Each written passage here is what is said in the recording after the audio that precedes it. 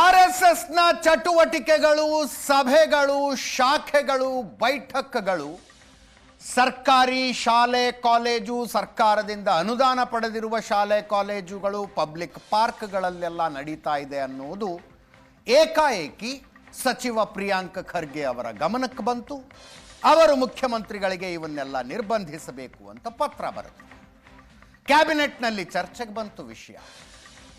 Cabinet specifically RSS ಚಟುವಟಿಕೆಗಳನ್ನು ನಿರ್ಬಂಧಿಸುವುದಕ್ಕಾಗದಿಲ್ಲ ಅಂತ ಎಲ್ಲ ಸಾರ್ವಜನಿಕರು ಸೇರುವಂಥ ಕಾರ್ಯಕ್ರಮಗಳು, ಖಾಸಗಿ ಸಂಘ ಸಂಸ್ಥೆಗಳು ಸೇರುವಂಥ ಬೈಠಕ್ಗಳು, ಸಭೆಗಳು ನಡೆಯದಿದ್ದರೆ ಮೊದಲೇ ಅನುಮತಿ ಪಡೆಯಬೇಕು ಅಂತ ಹಿಂದೆ ಜಗದೀಶ್ ಶೆಟ್ಟರ್ ಮುಖ್ಯಮಂತ್ರಿ ಆಗಿದ್ದ ಅವಧಿಯಲ್ಲಿ ಹೊರಡಿಸಲಾಗಿದ್ದ ಆದೇಶವನ್ನು ಜಾರಿಗೊಳಿಸುವ ನಿರ್ಧಾರಕ್ಕೆ ಬಂತು. ಸರ್ಕಾರದ ನಿರ್ಧಾರ ಅದನ್ನು ಪ್ರಶ್ನಿಸಿಕೊಂಡು ಹೈಕೋರ್ಟ್ಗೆ ಅರ್ಜಿ ಸಲ್ಲಿಕೆಯಾಗಿತ್ತು. ಹೈಕೋರ್ಟ್ನ ಧಾರವಾಡ ಪೀಠದಲ್ಲಿ ಅರ್ಜಿ ವಿಚಾರಣೆಗೆ ಬಂದಿದೆ. ಜಸ್ಟಿಸ್ ನಾಗಪ್ರಸನ್ನರ ಪೀಠ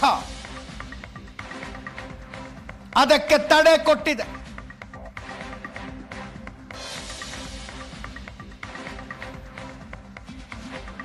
RSS ಚಟುವಟಿಕೆಗಳನ್ನು ನಿರ್ಬಂಧಿಸುವುದಕ್ಕೆ ಹೊರಟ ಸರ್ಕಾರದ ಪ್ರಯತ್ನಕ್ಕೆ ಆರಂಭಿಕ ಹಿನ್ನಡೆ.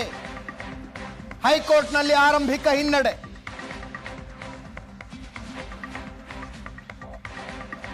ಸರ್ಕಾರಿ ಸ್ಥಳದಲ್ಲಿ ಖಾಸಗಿ ಸಂಘಟನೆಗಳ ಚಟುವಟಿಕೆಗಳನ್ನು ನಿರ್ಬಂಧಿಸಬೇಕು ಅಂತ ಹೊರಟಿತ್ತು. ರಾಜ್ಯ ಸರ್ಕಾರದ ಆದೇಶಕ್ಕೆ ಹೈಕೋರ್ಟ್ ತಡೆ ಕೊಟ್ಟಿದೆ.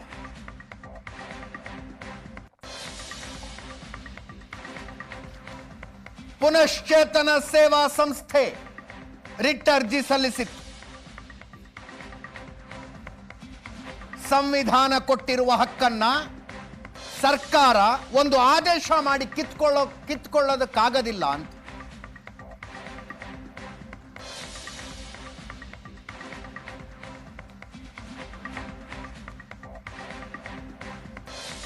ಸಂವಿಧಾನಾತ್ಮಕ ಹಕ್ಕನ್ನ ಒಂದು ಸರ್ಕಾರದ ಆದೇಶ ಕಿತ್ತುಕೊಳ್ಳುವುದಕ್ಕಾಗಲ್ಲ.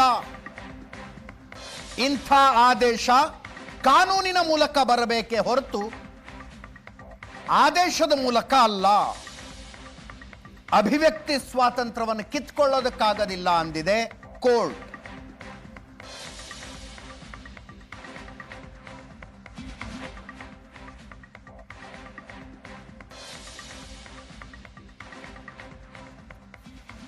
ಇಂಥ ಆದೇಶ ಜಾರಿಗೆ ಬರುವುದನ್ನ ನ್ಯಾಯಾಂಗ ಅನುಮತಿಸುವುದಿಲ್ಲ.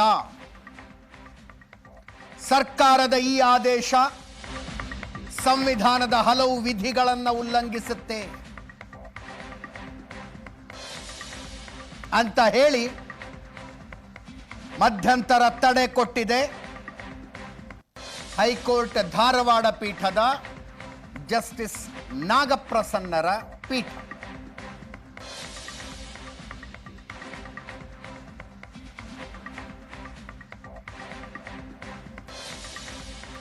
ಅರ್ಜಿದಾರರ ಪರ ಹಿರಿಯ ವಕೀಲ ಅಶೋಕ ಹಾರನಹಳ್ಳಿ ಅವರು ವಾದ ಮಂಡಿಸಿದ್ರು. ಸರ್ಕಾರದ ಆದೇಶದ ಪ್ರಕಾರ ಅನುಮತಿ ಇಲ್ಲದೆ 10 ಜನ ಸೇರಿದ್ರೆ ಅಪರಾಧ. ಸಂವಿಧಾನದತ್ತವಾದ ಮೂಲಭೂತ ಹಕ್ಕಿಗೆ ಸರ್ಕಾರ ನಿರ್ಬಂಧ ವಿಧಿಸಿದೆ.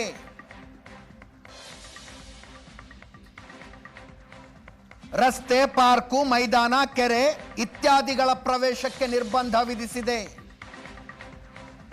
ಪಾರ್ಕಿನಲ್ಲಿ ನಗೆ ಕೂಟ ಮಾಡಿದ್ರು ಸರ್ಕಾರದ ಪ್ರಕಾರ ಅಕ್ರಮ ಕೂಟ.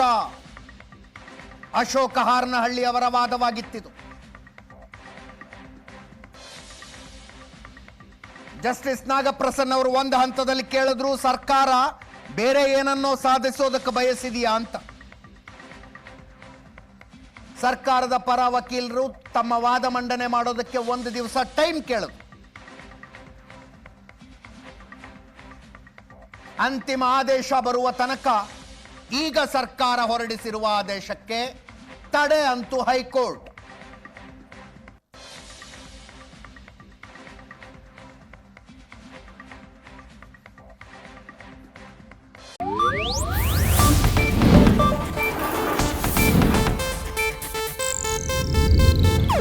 ಇದು ಏಷ್ಯಾನೆಟ್ ನ್ಯೂಸ್ ನೆಟ್ವರ್ಕ್ ಪ್ರಸ್ತುತಿ.